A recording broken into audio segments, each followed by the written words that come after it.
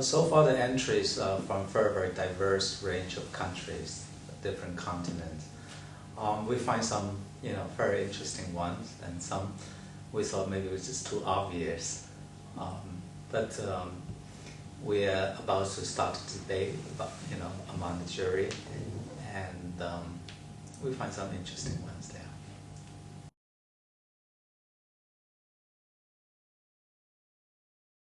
When I look at the pictures, I take into consideration its immediate impact, the spontaneity, the subject matter, the sense of humour, local flavour, visual dynamics of the picture.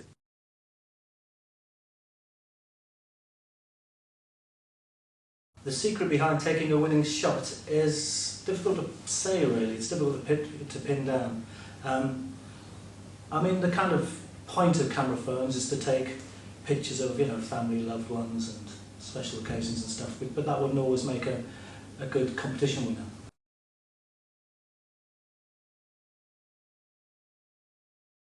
You remember a picture because you can relate to it. If it has persons, events, or something that you recognize, that relates to your life, you will remember it. But it's also about some kind of visual storytelling. An image that would evoke the emotions from the viewer and make you want to think about it and stare at it long enough, extremely feel. It's a huge range of things that could actually produce a winning image in this competition, not just one. It is a photographic competition, so the image has to be powerful and speak for itself, but it can be for one of numerous reasons. It's just looking at something from a different angle and something that appeals to a wider audience rather than your own kid being born or, a nice sunset. It's just something original, really, looking at something different.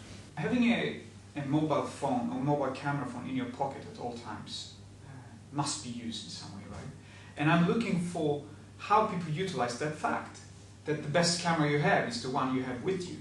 It's nice that most people now have a camera in their pocket, to record things quickly. So I suppose in a positive way, it's had a certain amount of effect. The fact that they're using the camera phone itself in different angles, they try with different lights, the things you thought were wrong, now they discover as something to experiment with, as an effect. And that's the fun of it, that's the play of it, and that's visible, that's a trend.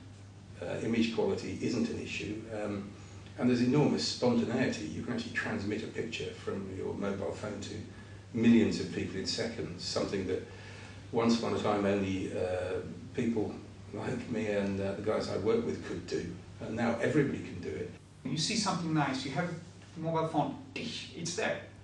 But did they capture it so I can feel what they felt when they saw it? Why was it exciting? Why was it soothing? Or any other atmosphere? If they can convey that through the picture, I'm really happy. Generally, I can see no reason why people should want digital cameras that you can't actually make a phone call on. I think the entries are a bit different from last year because people are using the camera phones more in everyday situations, with the family, on vacation. It's a photographic contest, so the effectiveness, whether or not the picture works, is the most important thing, but it can work on very many levels. I think the entry comes from so many different countries of so many different cultural background. What I find amazing and surprising is that we do live in a very global world. As far as I know, World View is the only competition that exists globally. We'll take entries worldwide. And I think it's sort of standalone. It's out there by itself, really, as the leading competition of its type.